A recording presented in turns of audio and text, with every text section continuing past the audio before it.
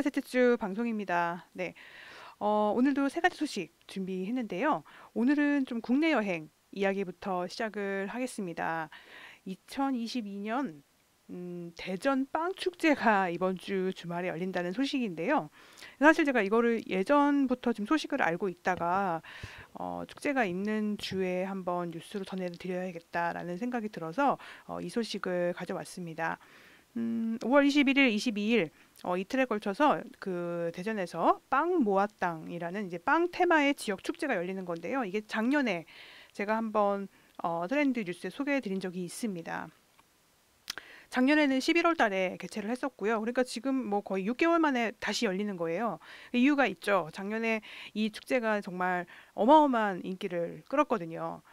작년에는 이제 32곳, 32곳에 이제 대전의 유명한 빵집을 모아서 제가 알기로는 성심당이 이제 구심점이 돼가지고 이런 축제가 열린 걸로 알고 있습니다.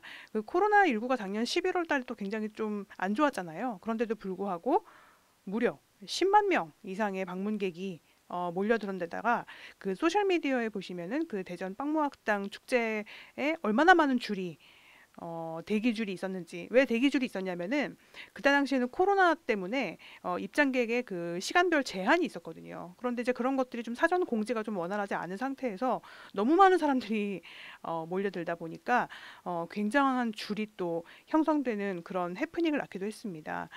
저 개인적으로는 이 축제를 굉장히 눈여겨보고 있는데요. 왜 그러냐면 그동안의 이 지자체의 지역 축제라는 게 사실 젊은 층에게 거의 뭐 큰 그렇게 관심을 불러일으키는 축제가 많이 없잖아요. 그런데 제가 생각할 때는 이 대전 빵 축제를 기점으로 해서 이제 이런 지역 축제에도 굉장히 좀 새바람이 일어날 것 같아서 굉장히 좋은 사례로 다른 지자체에도 좀 많이 소개를 하고 있습니다. 트위터, 인스타그램 같은 소셜미디어에 보면은 이 축제에 대해서 얼마나 많은 젊은층 여행자들이 기대를 하는지 알 수 있는데요. 입소문이 그냥 자동으로 나오고 있어요. 예, 그래서 특히나 MZ 세대 중에서도 우리 20대 젊은층 빵을 정말 좋아하고 맛집이나 카페를 찾아다니는 걸 좋아하는, 그리고 인스타그램에 그것을 공유하기를 좋아하는 젊은층에게 정말 엄청난 화제가 됐던 축제입니다. 그래서 또 이게 6개월 만에 다시 축제가 열리게 된 건데요. 올해 빵 모았당 같은 경우는 성심당을 포함해서 약 50여 개 빵집이 작년보다 훨씬 늘어난 숫자죠. 이 이유가 있는데 그 이번에는 대전 빵집뿐만 아니라 인근 다른 지역, 그리고 또 다른 지역까지도 더 초청을 해서 열린다고 해요. 뭐 세종시도 있고 보니까 지역이 여러 곳이 있더라고요. 그래서 대전에만 한정짓지 않고 이번에는 조금 더 오픈형으로 개방을 한 겁니다. 또 작년과 그 비교했을 때 뭔가 이제 정말 고전적인 빵 말고도 최근에 이 Z세대에게 인기 있는 메뉴들이 있죠. 그 디저트 중에서 구움 과자, 뭐 마들렌이라든가 뭐 이런 거 조그마한 거 있잖아요. 그런 구움 과자 같은 거, 아니면 특히나 지금 줄을 엄청나게 서고 있는 그 도너츠, 음, 도넛 같은 그런 메뉴들을 이번에 많이 입점을 시켰다고 하고요. 올해는 뭐 입장객 수에 제한이 없기 때문에 아마 작년처럼 그렇게 도로에 거대한 줄을 형성하지는 않겠지만, 작년 상황을 고려했을 때 이게 입장객의 제한 수가 없다 그러면 정말 엄청난 인파가 예상이 됩니다. 예, 그래서 가시는 분들은 좀 마스크 같이 좀 각별하게 좀 안전에 주의를 하시면 좋을 것 같고요. 특히나 올해는 그 자유로운 취식이 가능하다고 해요. 행사장 내에서 자유롭게 빵을 먹을 수 있다고 하니까 역시나 그 코로나 조심하시면서 다녀오시면 좋을 것 같습니다. 그래서 5월 21일, 22일 이 빵모아땅 축제가 이번에 또 잘 되면은 사실 다른 지역에서도 이걸 좀 눈여겨보고, 사실 대전에 지금까지 어떤 관광 자원이 없었는데 어떻게 빵집이 한 도시에 관광 자원이 될 수 있는가를 보여주는 정말 좋은 사례거든요. 예, 그래서 이 축제의 요번 성공 여부가 정말 뭐 전체적으로도 많이 영향을 미칠 것 같아서 일단 소개를 드려봅니다. 결과도 제가 한번 보고 다음 주에 저는 아쉽게도 저는 이 주말에 다른 데 취재를 가야 돼가지고 이 빵모아땅을 가보지 못할 것 같아요. 가보신 분들은 또 제 방송 댓글에 다 남겨주시면은 궁금하신 다른 분들께도 제가 전해드리도록 하겠습니다. 첫 번째 소식은 이번 주 대전 빵 축제 이틀간 열린다라는 소식이었습니다. 두 번째는 좀 국내 여행 트렌드에 대해서 제가 조금 소개를 드려보려고 해요. 어떤 트렌드냐면 여행사에 대한 트렌드입니다. 여행사. MZ세대가 여행사를 쓸까? 저는 그동안에 지난 2년 동안 우리 여행사나 여행 종사자 업계에서 이 트렌드 강의를 하면서 지금 젊은 친구들은 뭐 항공, 호텔 다 뭐 교통 이런 거 자기네들 다 예약을 하고 자유여행만 간다. 지금 뭐 여행사들의 역할 정말 많이 축소되고 있고 앞으로는 더 그렇게 될 것이다. 전반적으로 보면 그 말은 맞습니다. 왜냐하면 여행업 자체가 디지털 전환이 되는 거는 맞기 때문에. 그런데 이런 환경에서 그렇다면 적응하고 있는 여행사는 없는가? 또는 여행사의 역할은 어떻게 바뀌고 있는가를 좀 볼 수 있는 사례들이 계속 나오고 있는데요. 지금 유튜브로도 보실 수 있는데 화면에 보시면 여러 여행 상품들이 있죠. 근데 좀 독특합니다. 일단 제가 좀 소개를 드리려고 하는데 지금 1인 여행사, 소위 말하는 이제 소규모 부티크 여행사, 여행자의 요구에 완전히 맞춤형으로 커스텀 투어를 해주는 그런 여행사들 계속해서 나오고 있고요. 제가 방송에서 예전에 한번 오르머라는 소규모 여행사를 한번 소개해 드린 적 있죠. 제주도에 오름을 주제로 해서 각종 친환경 액티비티 같은 것들을 하는 여행사가 지금의 여행 트렌드를 잘 말해준다라고 소개해 드렸던 적이 있어요. 어, 지금 보셨던 요 장면은 지금 이 제주도의 찰스 투어라는 1인 여행사예요. 저도 지금 방금 뭘 검색하다가 우연히 발견한 상품들인데, 이 찰스 투어를 운영하시는 여행사도 1인 여행사입니다. 1인 여행사인데 상품들이 굉장히 잘 만드셨어요. 작년 것도 보니까 이게 계절별로 모객을 하시는데 그것도 제주도에 제주도를 기반으로 하시는 여행사인데 굉장히 계절별로 상품을 잘 기획을 하시고요. 작년 것도 보니까 거의 다 모객이 되게 조기 마감이 다 되셨더라고요. 그래서 왜 이렇게 인기가 많을까 해서 제가 찾아보게 됐죠. 그랬는데 지금 보시는 것처럼 이렇게 수국이 필 때는 단 9일간만 수국 스팟만 다니면서 집중적으로 이게 뭘 해결해 주는 여행인지 잘 아시겠죠? 네. 제주도에 와서 수국 인증샷을 찍고 싶어하는 젊은 여행자들을 위한 상품이라는 거 한눈에 아실 수 있을 것 같습니다. 아무튼 수국이라는 상품. 그 다음에 이 비틀비틀 맥주 투어 같은 경우도 올해가 처음이 아니에요. 이게 인기가 있었기 때문에 올해 또 만들어진 상품인데 제주도의 유명한 브루어리를 다니면서 뭐 치맥과 이런 수제 맥주, 이런 테이스팅 투어들을 이거를 렌트카를 다니면서 할 수 없잖아요. 자기가 운전을 할 수 없기 때문에 이 찰스 투어에서 직접 해주는 거죠. 그러니까 어떻게 보면은 자유 여행자들이 도저히 해결할 수 없는 아니면 해결하는데 좀 비용과 시간이 많이 드는 것들을 이 여행사가 해결해 줌으로써 새로운 비즈니스 모델을 가지는 거죠. 게다가 이제 기존의 여행사에서는 봄, 여름, 가을, 겨울 같은 걸로 상품을 만드는 건 좀 흔치 않은 거잖아요. 보통은 여행사에서는 장소를 기준으로 해서 자꾸 일정을 짜려고 하시잖아요. 그런데 이렇게 우리 젊은 층이 직접 만드는 여행사 상품들 같은 경우는 보면 장소가 아니라 액티비티, 계절별 희소성이 있는 액티비티에 굉장히 중점을 맞춘 봄에만 할 수 있는 거 하려면 저한테 오세요. 여름에만 할 수 있는 거 하려면 저한테 오세요. 이런 식으로 상품을 구성한다는 것을 알 수 있습니다. 그리고 완전 맞춤 형태의 상품 같은 경우는 어떤 거냐면은 여행자가 그래도 자유여행 가고 싶잖아요.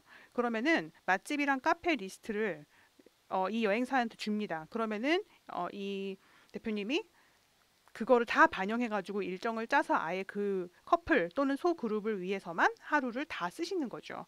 내 마음대로 주문 저장 여행이라는 게 바로 그런 겁니다. 완벽하게 자유여행은 하고 싶지만 혼자서 이거 일정 다 짜고 뭐 하고 이동하고 하는 게 너무 귀찮아라고 하는 이 정확한 니즈를 잘 채워주는 요런 상품들. 음, 결국은 이 개인 맞춤형 여행사들은요. 인스타그램을 통해서 굉장히 공지나 소통을 빠르게 하실 수 있고요. 그 다음에 이 상품의 포커스가 아까 말씀드린 것처럼 장소가 아니에요. 액티비티입니다. 그래서 기존의 여행사와는 굉장히 큰 차이점이 있습니다. 그리고 이렇게 수국, 맥주 이렇게 상품별 주제가 굉장히 분명하죠. 이런 건 어떤 효과가 있는 거냐면 비슷한 취향을 가진 여행자들을 묶어주는 효과가 있습니다. 그러면 그 안에서 나와 비슷한 취향으로 모인 사람들이 친구가 될 수 있는 것이죠. 1인 여행사들 최근에 이 트렌드를 보면 달라진 이 디지털 기반의 여행 시장에서도 역시나 또 기회가 있다라는 거를 정말 제대로 보여주는 그런 상품들을 계속해서 만들어내고 있다라는 걸 알 수 있습니다. 오늘은 그 예를 지난번에 제가 오르머라는 그 투어 상품 만드는 곳, 친환경 투어 하시는 곳들 한번 보여드렸었고요. 이번에는 그 찰스 투어라는 1인 투어를 통해서 요즘 젊은 친구들이 여행사를 이용 안 하는 게 아니다. 라는 거, 정말 잘하는 여행사들은 이런 식으로 하고 있다라는 거를 좀 보여드렸습니다. 마지막으로 우리 글로벌 여행 변화 하나 짚고 가야겠죠? 네, 세 번째 소식은 에어비앤비가 마침 5월 11일에 큰 개편을 발표를 했죠. 지금 뭐 에어비앤비 서비스 들어가시면 바로 보실 수가 있습니다. 팝업이 딱 뜨더라고요. 이번에 이 에어비앤비의 CEO 브라이언 체스키가 이번 개편이 지난 10년 동안 중 가장 큰 규모의 변화다 이렇게 얘기를 했습니다. 그 정도로 굉장히 큰 변화라고 볼 수 있는데요. 제가 오늘 소개해드릴 기능은 약 두 가지, 크게 두 가지만 살펴보겠습니다. 첫 번째는 지금 그 에어비앤비에 들어가 보시면은 카테고리가 굉장히 많아졌어요. 좀 외형적으로 좀 많이 바뀌었다고 볼 수 있는데 무려 이번에 생긴 카테고리가 56개나 된다고 합니다. 지난 20년 넘게 이 OTA, 그러니까 그 호텔 예약 사이트들의 숙소 검색 방법은 목적지하고 날짜 입력 외에는 없었어요, 사실은. 그 이외의 필터들은 검색을 한 다음에 그 다음에 필터 설정을 할 수 있는 거예요. 뭐 나는 5성급 호텔이 좋아, 어떤 호텔이 좋아 이런 것들. 그래서 이 에어비앤비는 이제 숙소를 그렇게 기능으로만 나누면 안 된다라는 것입니다. 그래서 이제 숙소를 마치 목적지처럼 여행지처럼 분류하는 새로운 방식을 채택을 한 것이죠. 그러니까 숙소를 어떤 식으로 분류를 하냐면 마치 여행지처럼 수영장이 있는 숙소 뭐 이런 식으로 아니면은 뭐 시골 뭐 한적한 시골 뭐 이런 식으로 그 숙소를 그 가지고 있는 자연 환경이나 특성으로 분류를 하는 겁니다. 기존에 어떤 숙소 예약 사이트도 하지 않았던 방법이라고 볼 수 있어요. 이거는 취향으로 분류를 한 거기 때문에. 그렇다면 에어비앤비가 이런 새로운 카테고리를 왜 만들었을까요? 소비자가 자기가 자기의 기준으로는 찾을 수 없는, 그러니까 우리가 검색어를 입력을 할 때 보통은 굉장히 좀 단순한 검색어만 쓰잖아요. 어디로 갈지, 그렇죠? 예, 도시 이름을 쓰거나 하는데 이런 식으로 카테고리를 기능이나 특성으로 더 분류를 하게 되면 내가 생각도 못했던 데서 묵을 수 있다라는 어떤 새로운 선택의 그 선택의 옵션을 주는 것이죠. 사실은 이게 크게 본다면 제가 얼마 전에 소개해드렸던 그 우버의 새로운 기능이죠. 그 익스플로러라는 기능. 그러니까 나는 여기로 갈 생각이 없었는데 얘가 추천을 해주니까 가게 되는 이제 그런 효과들을 이제 에어비앤비도 준다는 거죠. 이게 굉장히 이게 어떻게 보면은 길게 보면 굉장히 기존의 여행 업계는 굉장히 무서운 거예요. 점점 이제 고객의 여행 계획을 플랫폼이 짜주려고 한다는 거예요. 예, 그래서 쉽게 말씀드리면 이제 그런 거고요. 능동적으로 이제 수동적으로 검색어 입력의 검색 결과만 보여주는 거 안 하겠다는 거예요. 에어비앤비가 이제는 먼저 제안을 해주고 우리 사이트에 오면 다른 데는 없는 새로운 집을 보여주겠다라는 얘기입니다.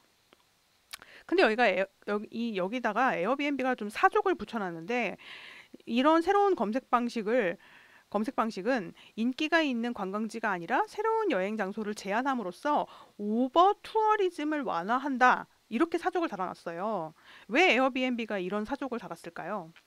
에어비앤비가 오버 투어리즘을 일으킨다는 욕을 많이 먹었기 때문에 그렇습니다.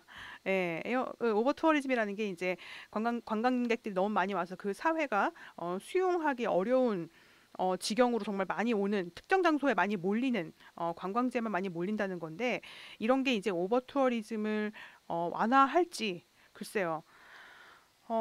어쨌든 그 에어비앤비가 지금까지는 오버 투어리즘을 왜 원흉이라고 지적을 받았냐면은 부동산 값을 계속 올렸거든요. 그래서 거기 살던 사람이 나가야만 할 정도로. 왜냐면은 그 기존의 임대 수익보다 이 에어비앤비 임대 수익이 더 높기 때문에 사는 사람들이 쫓겨나는 그런 오버 투어리즘의 원인이 되기도 했었거든요.